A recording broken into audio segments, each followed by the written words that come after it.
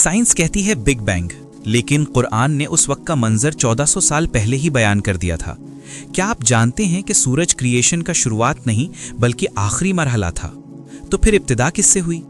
आज का टॉपिक इतना गहरा है कि शायद आप वीडियो पॉज करके सोचने पे मजबूर हो जाएंगे। अगर आप वाकई कुरानी राज और कायनात की असल कहानी जानना चाहते हैं तो अभी चैनल को सब्सक्राइब करें, बेल आइकॉन दबाएं और वीडियो को लाइक करें और कमेंट में सुभान अल्लाह लिख दें ताकि हमें पता चले कि आप इल्म के इस सफ़र के लिए तैयार हैं। बिस्मिल्लाहिर्रहमानिर्रहीम। जब हम सूरज को देखते हैं तो हमें लगता है कि यही ज़िंदगी का सबसे बड़ा सोर्स है। रोशनी भी इसी से, गर्मी भी इसी से, दिन रात का निज़ाम भी इसी से। लेकिन इस्लाम हमें बताता है कि सूरज पैदा होने से पहले भी अल्लाह का निज़ाम मुकम्मल तौर पर मौजूद था। हदीस में आता है कि रसूलुल्लाह सल्लल्लाहु अलैहि वसल्लम ने फरमाया, 2 दिन में उसकी बुनियाद रखी, उसमें पहाड़ गाड़ दिए, दरिया जारी किए, रिस्क का इंतज़ाम किया, लेकिन अभी तक सूरज पैदा नहीं हुआ था, यानी ज़मीन का वजूद सूरज से पहले था। ये बात हमारे लिए हैरान कुन हो सकती है क्योंकि हम सूरज को हर चीज़ की शुरुआत समझते हैं। फिर अल्लाह ने आसमानों को मुकम्मल किया और सूरज, चांद और सितारे पैदा किए। सूरज को रोशनी और हरारत का ज़रिया बनाया, चांद को रिफ्लेक्टेड लाइट दी और सितारों को आसमान की जीनत और रहनुमाई के लिए रखा। यानी सूरज क्रिएशन का आखिरी मरहला था, शुरुआत नहीं। इस पूरी कहानी में हमारे लिए सबसे बड़ा पैगाम ये है कि जो चीज़ हमें सबसे पावरफुल लगती है वो भी अल्लाह की मखलूक है। सूरज अपनी मर्जी से नहीं निकलता, वो अल्लाह के हुक्म से निकलता है। अगर अल्लाह चाहे। कुरान बताता है कि क़यामत के दिन सूरज को लपेट लिया जाएगा। जिस सूरज के बगैर ज़िंदगी का तसव्वुर मुश्किल है, एक दिन वो भी ख़त्म हो जाएगा। तो फिर असल कुदरत किसकी हुई? सिर्फ अल्लाह की। आज साइंस बिग बैंग की बात करती है, यूनिवर्स के एक्सपेंशन की बात करती है, लेकिन कुरान ने पहले ही बताया कि आसमान और ज़मीन एक साथ थे, फिर उन्हें अलग किया गया। ये सब इस बात की तरफ इशारा करता है कि अल्लाह का इल्म हर चीज़ पर हावी है। सूरज से पहले सबसे बड़ी हकीकत अल्लाह की ज़ात थी और सूरज के बाद भी वही रहेगी। अगर ये बात दिल में उतर जाए तो इंसान का डर ख़त्म हो जाता है, ना अंधेरे का खौफ, ना मुस्तकबिल की फ़िक्र, क्योंकि जिस रब ने अंधेरे से रोशनी पैदा की वही आपकी ज़िंदगी के अंधेरों को भी रोशन कर सकता है। सोचिए एक लम्हे के लिए कि जब ना कोई आवाज़ थी, ना हवा, ना रोशनी, ना वक्त का हिसाब, फिर अल्लाह ने कुन कहा और कायनात का सफ़र शुरू हो गया। हर सितारा, हर जर्रा, हर इंसान उस एक हुक्म का नतीजा है। आज जब आप सुबह सूरज को निकलते देखें तो सिर्फ एक रोशनी का गोला मत समझिए, उस रब को याद कीजिए जिसने उसे पैदा किया, जो उसे चला रहा है और जो एक दिन उसे ख़त्म भी कर देगा। लेकिन कहानी यहाँ ख़त्म नहीं होती।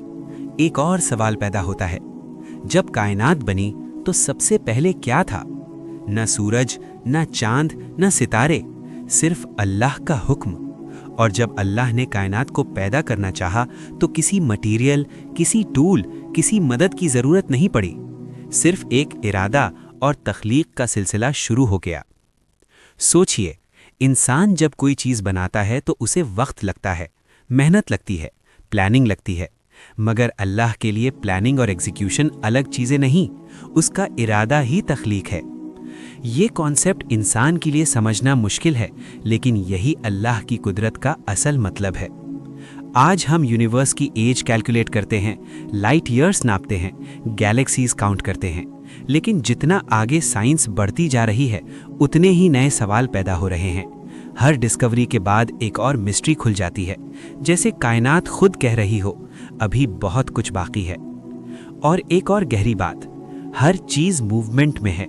ज़मीन अपने एक्सिस पर घूम रही है, सूरज अपनी जगह मूव कर रहा है, पूरा सोलर सिस्टम सफ़र में है। यानी कायनात स्टैटिक नहीं, डायनामिक है।